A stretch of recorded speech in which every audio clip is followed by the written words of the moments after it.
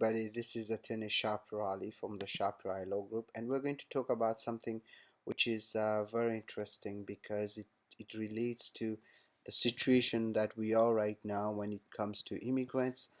And I'm going to talk about something which a lot of immigrants question themselves about: why my case is being delayed, and why our cases of why are we seeing an increase in delay also from the USCIS?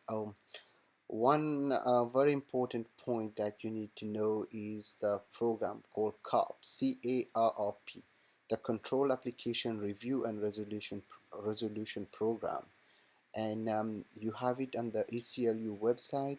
And I think I posted a link. I will post a link below on that YouTube video where basically there was a lawsuit by ACLU which found out um, some time ago that this there's a program from the government basically kind of secretly discriminating citizenship by the citizenship USCIS, a secret mandate to discriminate against certain immigrants, mostly Muslims, Middle Easterns, and South Asians. As such, it has become a big headache for many when they file a case to see that their case is getting delayed. You can download actually this report on the ACLU website here, as you can see, and it's a um, very interesting situation because I actually wrote an article about it, and having worked in the field for years now, especially after September 11, we have seen these things happening on a really exorbitant or almost a very outrageous amount when it comes to cases for Southeast Asians and Middle Easterns. And today I'm going to talk a little bit what you can do. But first, before I talk what you can do in those situations, I am going to talk about your rights as an immigrant also. So we have this presentation that was posted also a long time ago on SlideShare, which I'm going to cover right now. It's Immigrants Know Your Rights When Dealing with the Authorities such as police, immigration, or the FBI. As you all know, whenever you file an immigration case, there usually is an investigation for your background, but also sometimes those investigations can take long, and that's what they call the background check. And you see yourself that many times people are getting frustrated because they are stuck in their cases. And what do they do? Like I said, before you even go down the road of having those issues, you also have to know your rights. So we're going to start by what happens. Um, let's say an agent come to your house and is asking a bunch of questions. First of all, you can answer, but as a lawyer, we usually advise you to have to tell the agent that you would like to have an attorney present to answer your questions because you still have a right to an attorney under the U.S. Constitution, although an attorney will not provide it on a free basis to you unless there's some criminal charges on you. So make sure that you're nice and you basically tell this agent or the officer that you will be you will talk to them, but in the presence of your attorney. Take their phone number and then you call an attorney, and hopefully the attorney will be on your side to help. Now, the other questions that we get also when it comes to those, um, yes, of course, should they give you an attorney? Um, they don't have to give you an attorney for free, but you have a right to pay for an attorney, especially in immigration cases. If it is a criminal matter, technically you have a right to request for an attorney. And basically, it sounds really kind of almost like robotic. You keep asking for an attorney, but you have a right to do it. So I would highly recommend you do that because remember, anything you say can be used against you. And that's not just in movies, that's in reality. So be very careful to ask for an attorney. You have the right to remain silent, by the way, but whenever you just remain silent, they can keep asking you the questions. But by asking for an attorney, even if they ask you questions, you have a right to kind of kick those answers out if the attorney is not present. So, should I let the agent inside my house? Well, unless there's a search warrant, nobody can really enter your house. Your house is your castle, so you might not want this to happen. So I would recommend that you go ahead and see the warrant. If the warrant is a genuine one, then you let them in. But be careful. Sometimes people tend to be nice when an agent comes. They consent to entrance in their house, probably trying to be polite, sometimes offering the agents something to drink, etc. But remember, they are in a functional power. When they come in, anything they see in the house is technically they can use against you. Having said that, usually when you file for certain immigration papers, they can come and check on you. Usually they call the site visit. So be ready also for that. And if you want more details, give us a call. We will tell you when they can come, when they cannot come in.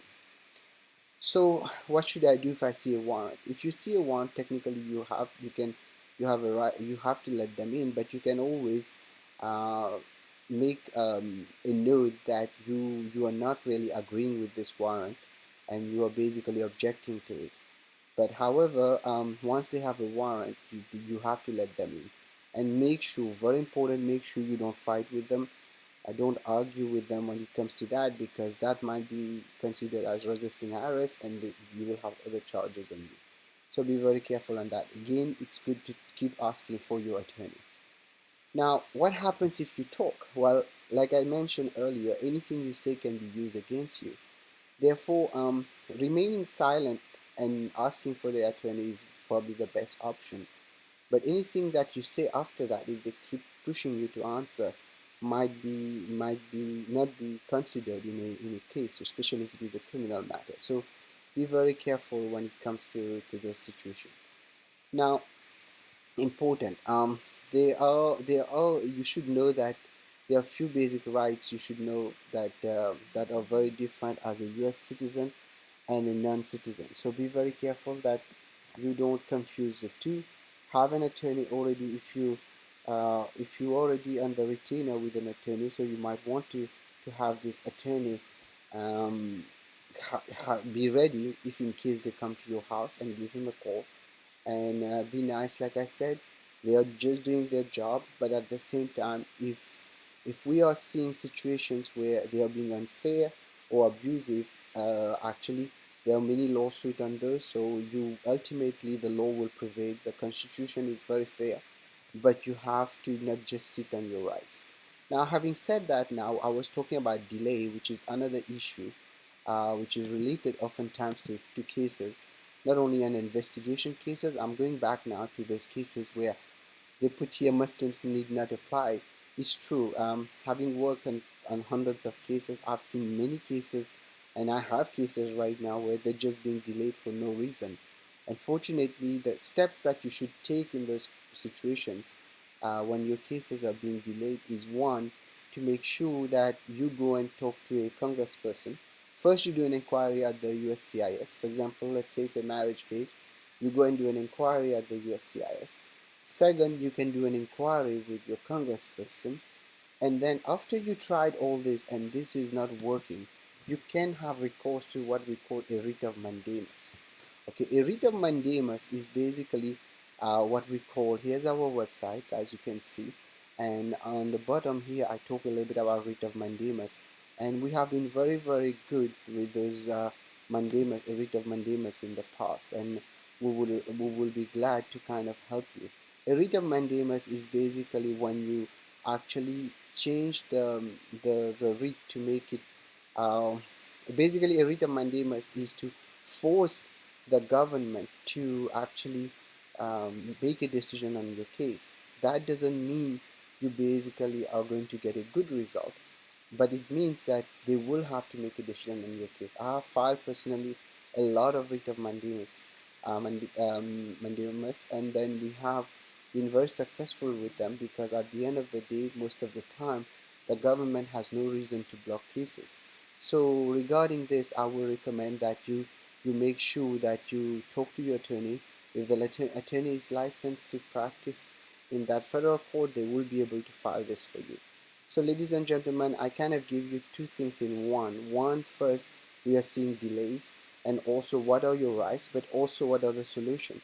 And if you have a citizenship application delayed, there's also a law where if you have already done the interview and 120 days have passed, you can claim your rights under 8 USC 1447B, which is also like a writ of mandamus, except it's codified and it's a lot stronger. So if you need help on those cases, I am licensed in the federal courts of California, pretty much northern, southern, and eastern. So if you need help, give us a call, 510-742-5887. I'm making this video just to let you know that that it is kind of really hard right now seeing things how it is happening, and many people are getting frustrated. So anything I told you today is for educational purposes only.